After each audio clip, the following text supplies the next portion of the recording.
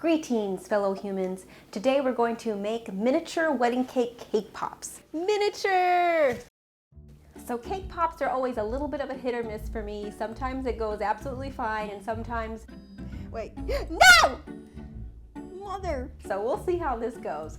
So normally when I make cake pops, I make a little cake pop dough. So typically you have some cake scraps that you mix with some frosting or chocolate ganache or anything like that, just to make this dough-like consistency that you can shape into balls. For this case though, I want something a little bit lighter because I'm making 3-tiered wedding cakes, even though they're small. So this time I'm going to use straight up cake that I actually froze a while ago for another cake that I made. And I'm going to take some fondant cutters to make the different tiers. And then I'm going to glue them together with chocolate. So I have these fondant cutters and I'm just going to use these different sizes to make my 3-tiered wedding cake pop. And I want the sizes to be pretty different because when you start covering things with chocolate, you end up losing that sense of shape. Why is this so crumbly?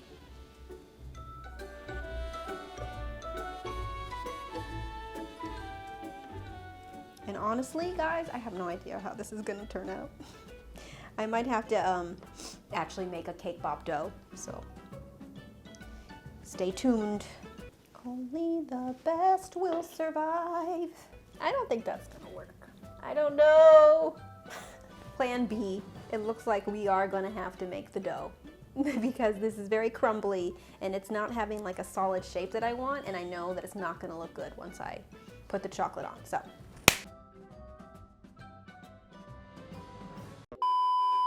Take 2, guys. So here I've got my cake pop dough. I just took the cake scraps, then just threw them in the standing mixer with a little bit of frosting and waited until it formed a ball. But if you don't have a standing mixer, that's fine. You can just use your hands, because I'm just going to use a fondant roller to kind of mash it out.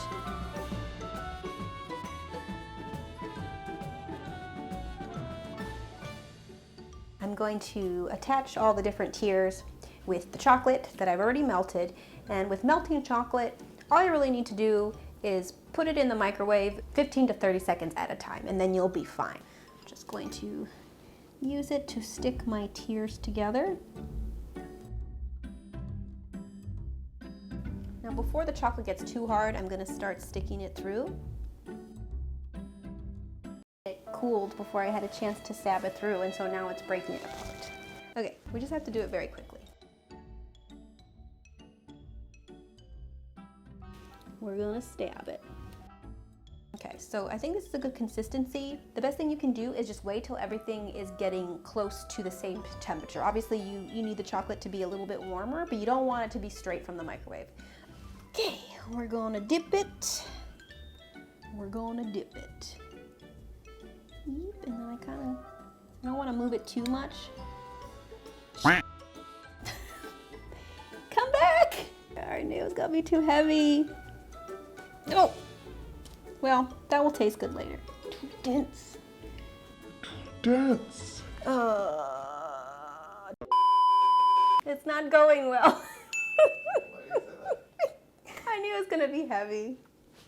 I don't know what to do. Here's a little bit of Crisco.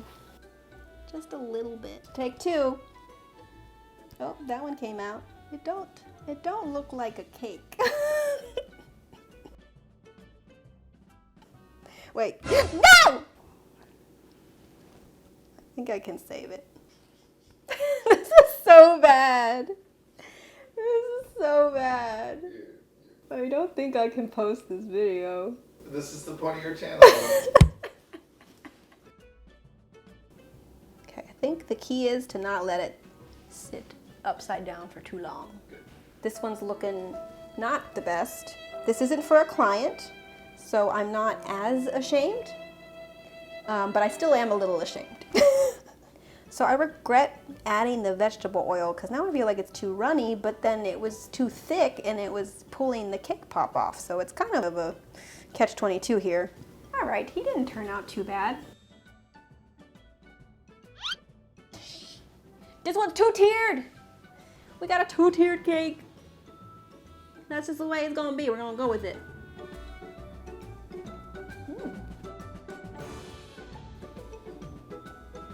Okay.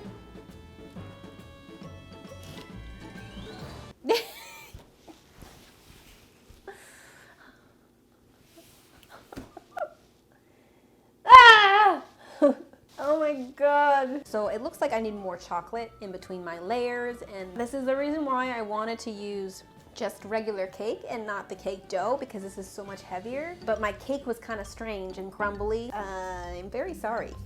Thank you for watching this far. Five made it. And I don't dare to make any more because I think I've already humiliated myself enough. I don't think we need to make more. So I'm not feeling very confident right now in my any decorating ability. So I'm just gonna keep this simple, and we're just gonna put some little fondant flowers using this mold, the silicone mold. And I think that will really sell the cake look, hopefully. Originally I was gonna do a lot of different designs. I was gonna do some fondant, I was gonna try to do like a little drip, I was gonna do like a little sash to go around, but since I have shamed myself and my family, I want to keep it simple.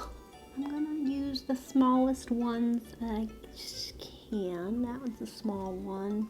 I don't think there's a way to mess this up, so I'm safe. So now I am going to decorate these cakes.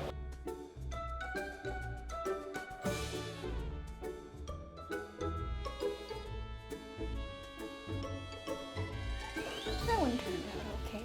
So I'm just gonna make little leaves.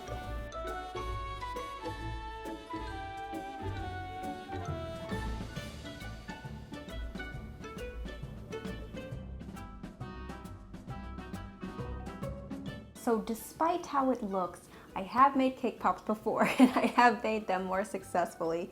We did end up with 5 cake pops in the end that look okay. They can kind of pass as a wedding cake. So I know that was a bit more of failing than it was a tutorial, but I hope you guys got at least something out of it. But until next time, guys, happy miscaking.